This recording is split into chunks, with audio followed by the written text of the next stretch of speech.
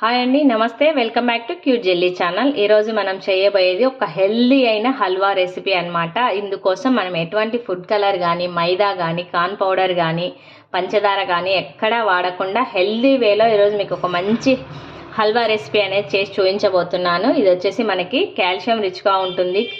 ఈ రాగులు బీట్రూట్ని ఉపయోగించి మనం హెల్దీ వేలో ఒక మంచి హల్వా రెసిపీ అనేది చేయబోతున్నాం అనమాట. కాల్షియం రిచ్గా ఉంటుంది, ప్రోటీన్ హైలీ ఉంటుంది, మినరల్ ఉంటుంది. ఈ బీట్రూట్తో మనం బ్లడ్ ఇంప్రూవ్ అవుతుంది, వైటమిన్ ఏ, సి ఉంటుంది, ప్రోటీన్స్, మినరల్స్ చాలా ఉంటాయి. అదేవిధంగా మన గర్భిణీ స్త్రీలకి ఎక్కువ శాతం ఐరన్, ఫోలిక్ యాసిడ్ ట్యాబ్లెట్స్ అనేవి యూజ్ చేస్తూ ఉంటారు కదా. రెగ్యులర్గా ఈ బీట్రూట్ తీసుకోవడం వల్ల వాళ్ళకి కావాల్సినంత ఫోలిక్ యాసిడ్ అనేది లభిస్తుంది అనమాట. చాలా హెల్దీ వేలో మనకి మంచి హల్వా రెసిపీ అనేది చూపించబోతున్నాను. తప్పకుండా ఈ రెసిపీని అందరూ ట్రై చేయండి. ముందుగా ఒక మిక్సింగ్ బౌల్ తీసుకుంటున్నాను నేను. ఇవి వచ్చేసి 1 కప్పు రాగులు అనమాట. బీట్రూట్ ఏ కప్పుతో అయితే తీసుకున్నామో అదే కప్పుతో 1 కప్పు రాగులు తీసుకున్నాను నేను. ఈ రాగుల్ని ఒక 10 అవర్స్ దాకా బాగా నీళ్ళల్లో నానబెట్టేసాను. తర్వాత శుభ్రంగా ఒక 2 నుండి 3 సార్లు వాష్ చేసేసాను. వాష్ చేసి ఆ నీటిని వడగట్టేసి మనం ఒక మిక్సీ జార్లోకి తీసుకోవాలి.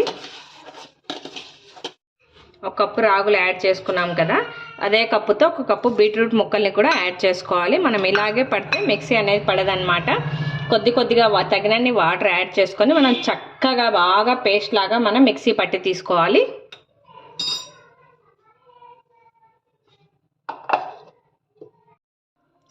చూడండి, మనం ఈ విధంగా రాగులు బీట్రూట్ రెండింటిని కలిపి చాలా మెత్తగా మిక్సీ పట్టి తీసుకున్నాం కదా. ఈ పేస్ట్ని మనం స్ట్రెయిన్ చేసుకోవాలి ఏదైనా ఒక బౌల్లోకి. రాగులు మీరు 10 to 11 అవర్స్ నానబెట్టినప్పుడు మాత్రమే ఈ విధంగా చక్కగా మెత్తని పేస్ట్ లాగా మిక్సీ పడతాయి. లేదు మీరు తక్కువగా ఒక 4-5 అవర్స్ నానబెట్టి చేస్తామన్నా మీరు మిక్సీ పట్టినా సరే దాంట్లో పిప్పి అనేది ఎక్కువగా ఉంటుంది, చక్కగా మిక్సీ పడదనమాట. అందుకోసం ఖచ్చితంగా 10 అవర్స్ అన్నా పెట్టుకోవాలి. కొద్దిగా వేసుకొని మనం చక్కగా స్ట్రెయిన్ చేసుకోవాలి.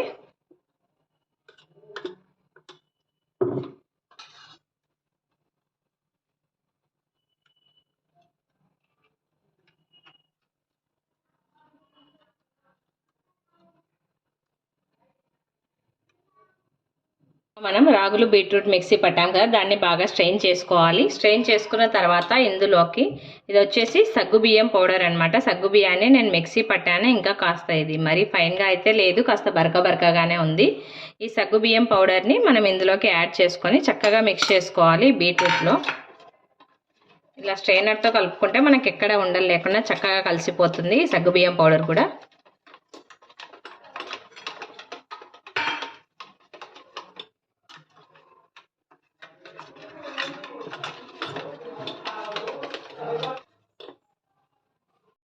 చూడండి, ఈ విధంగా సగ్గుబియ్యం పౌడర్ కూడా వేసి ఎక్కడ ఉండలు లేకుండా చక్కగా కలిపి పక్కన పెట్టేసుకోవాలి మనం. ఇప్పుడు స్టవ్ ఆన్ చేసుకుందాం. స్టవ్ ఆన్ చేసుకొని ఒక ప్యాన్ పెట్టుకోవాలి. ఇందులోకి 1 స్పూన్ వచ్చేసి నెయ్యి యాడ్ చేసుకుంటున్నాను. నెయ్యి కాస్త కరిగించుకోవాలి మనం చక్కగా. నెయ్యి హీట్ అయిన తర్వాత మనం ఇందులోకి కొద్దిగా జీడిపప్పు పలుకులు యాడ్ చేసుకొని బాగా లైట్గా గోల్డెన్ బ్రౌన్ కలర్ వచ్చేదాకా ఫ్రై చేసుకోవాలి.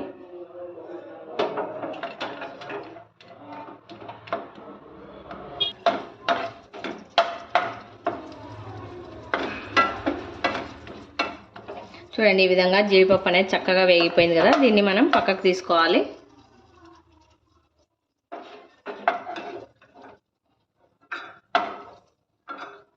జీడిపప్పు వేయించుకున్న ఇంకా నెయ్యి అనేది మిగిలి ఉంది కదా, మనం ఈ నెయ్యిలోకి మనం ఏ కప్పుతో అయితే రాగులు తీసుకున్నామో అదే కప్పుతో 1 కప్పు వచ్చేసి బెల్లం పొడి తీసుకోవాలి.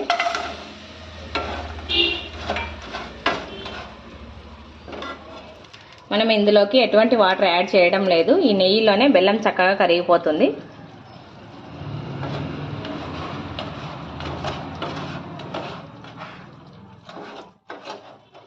ఫస్ట్ మనం ఈ బెల్లాన్ని బాగా కరిగించుకోవాలి.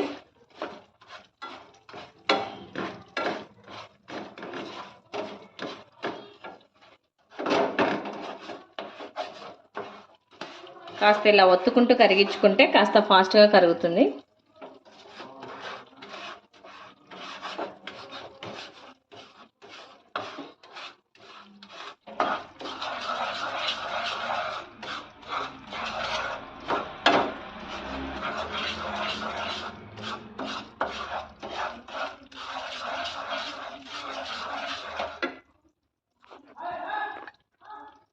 ఈ విధంగా బెల్లం అంతటిని చక్కగా కరిగించేసుకోవాలి ఫస్ట్. చూడండి మనకి ఇక్కడ ఎక్కడ బెల్లం అనేది గడ్డలు లేవన్నమాట. ఇలా మిశ్రమంలోకి మనం సగ్గుబియ్యం యొక్క పౌడర్ యాడ్ చేసి చక్కగా ఎక్కడ ఉండలు లేకుండా మిక్స్ చేసుకున్నాం కదా. ఇప్పుడు జాగ్రత్తగా ఈ కరిగించుకున్న బెల్లంలోకి ఇది కొద్దిగా వేసుకుంటూ చక్కగా ఎక్కడ ఉండలు లేకుండా బాగా మిక్స్ చేసుకోవాలి మనం.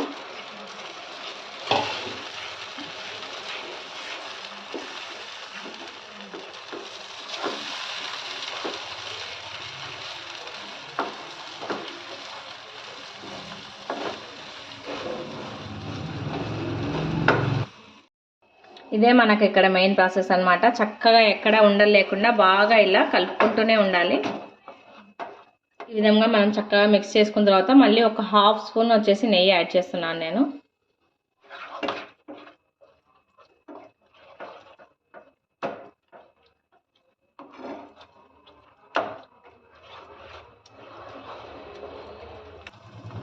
మెయిన్గా గర్భిణీ స్త్రీలు ఐరన్, ఫోలిక్ యాసిడ్ ట్యాబ్లెట్స్ వాడుతుంటారు కదా, అలాంటి వాళ్ళు ఇలా చేసి పెట్టుకొని రోజు ఒక బయట తిన్నా సరే మంచి హెల్దీగా ఉంటుంది.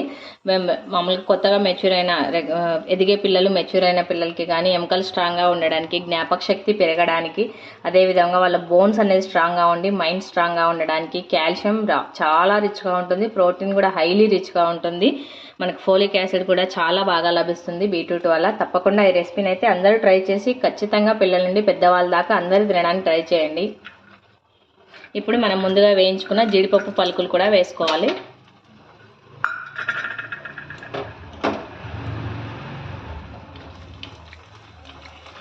ఈ జీడిపప్పు పలుకులు కూడా వేసి ఒకసారి ఇలా మిక్స్ చేసుకోవాలి.